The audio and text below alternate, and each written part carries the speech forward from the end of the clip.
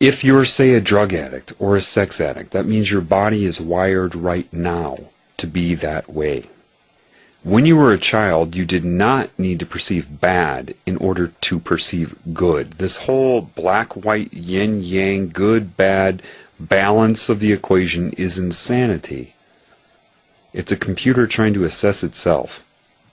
That's what it sees. All the results of creation, not from the creation point of view. When you were young, you had to be taught to view things as good and bad, right and wrong. Then once you got hit with TV, Barney, Elmo, Sesame Street, Disney, bye-bye. And that's when you start being selfish. The more TV you watch, the more toys you get, the more all the stimulation from this cancer. And pretty soon the child starts saying things like, mine, before they're quick to come up and just offer it to you and to share. You didn't need to perceive bad in order to perceive good. That's why you have drug use, gambling, sex addiction, anything like that. The escape from reality. You have to perceive bad, and it's a polar, it's a backlash. It's the pursuit of pleasure and avoidance of pain is what motivates everybody. Like robots. But as a child, you can't remember anymore. The reason you weren't compelled to drink, before you hit puberty, you weren't, most of you, unless you were abused, which isn't your fault, but if you weren't out trying to get laid all the time. Question. When were you happier? Then or now? Do you remember when you were young and before you were tarnished with, and I'm speaking to older people now, because kids are less, they're hit with sexuality so early now in so many ways that the innocence goes early. What used to be a crush in 6th grade to somebody in their 30s, children today would have to think in terms of 1st grade. More access to porn, more sexual, stimulation subconsciously and everything. But do you remember when you were young and you had that crush? That you loved somebody. You just loved their creation so much. They just did it for you. There was something about that girl, or if you're a girl, that boy, that made your heart go pitter-patter. And did you ever have dreams about them? I remember that. I remember being in love with this girl in elementary school. And my dreams were not fucking her. I had dreams of holding her hand. And that was more beautiful and pleasuring, had much more pleasure associated with it than getting laid. I hadn't had sex yet. I didn't know what it was like, but it was like something was wrong with that. I had such a crush on her. I remember on Valentine's Day I would show up at her, just a little kid like 5th grade, and my dad would drive me to her house, and I'd go up to her door all nervous, and I'd have this giant heart full of chocolates and perfume or whatever I thought I was supposed to give her, and she'd answer the door, and I'd be just overwhelmed,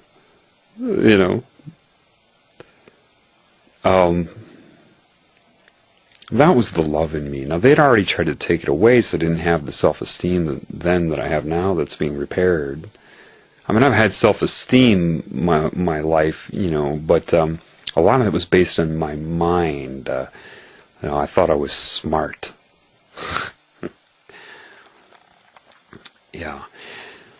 Anyway, that's better than any lay I've ever had. I remember when I first had my first experience of detached sex. This girl named Carla, and I knew her well, but I knew I didn't love her. And we just had sex, and I remember driving home. I was 18. And I remember thinking to myself on the highway, I just did apparently the most intimate thing you can do and I feel more lonely than ever. Now that should have been a warning sign to me. But I had this other consciousness that I was not aware of at that time. I had to go through these things. This way I can relate. And I remember that. There was something wrong with it. Nothing wrong with her. Something wrong with that.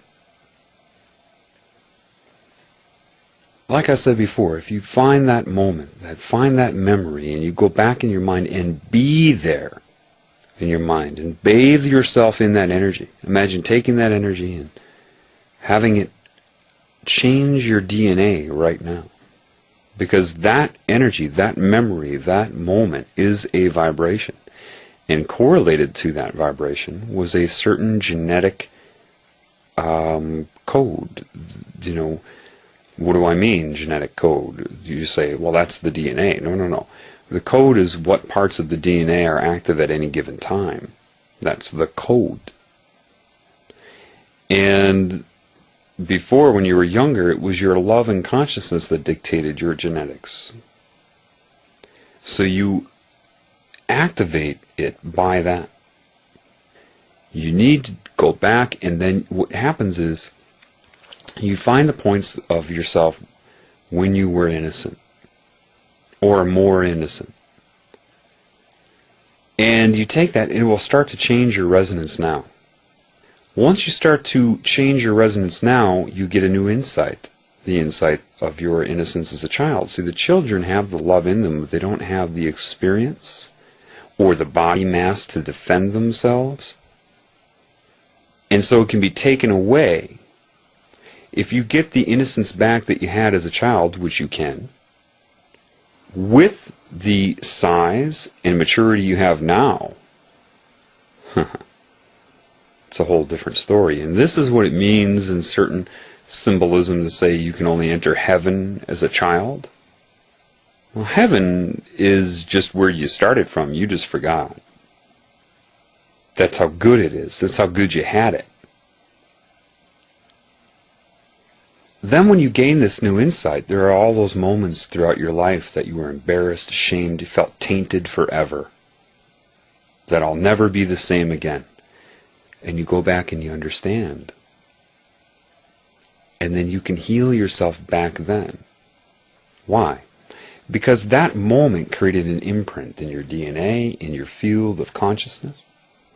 And by going back to that moment and understanding it, and healing yourself then, you erase the current imprint from it now. That opens up even more. Then you go back and get more of that innocence from childhood. Look at old pictures of yourself as a child and look into your eyes. See the wisdom that you couldn't see before. Find those pictures that you were embarrassed of until you can look at them with love. And you start to understand, oh my gosh, now I know what was making me feel embarrassed. And it's not a matter of pushing it away, it's a matter of letting it go, erasing it. Men that were forced to feel feminine don't understand. See, there are things I haven't told you yet. They take, every time, see, what you don't understand is this. Every time you have those moments, those salient negative events in your life, you kick that part of you out of your body. There is a part of your soul that is of all time. That slice, you move out of your body, and that's a quantum of energy that could be available to you. That is no longer available to you because it can't get back in. There are fragments of you all around. Some being tortured by this energy, connected to you and your body now, so that you act out in response to that torture. And then they force that part of you to watch you act out on this plane against what that part of you knows you shouldn't be doing. Ask any shaman this, they'll tell you that. They know. Your soul is holographic. Just like a hologram, you can cut it into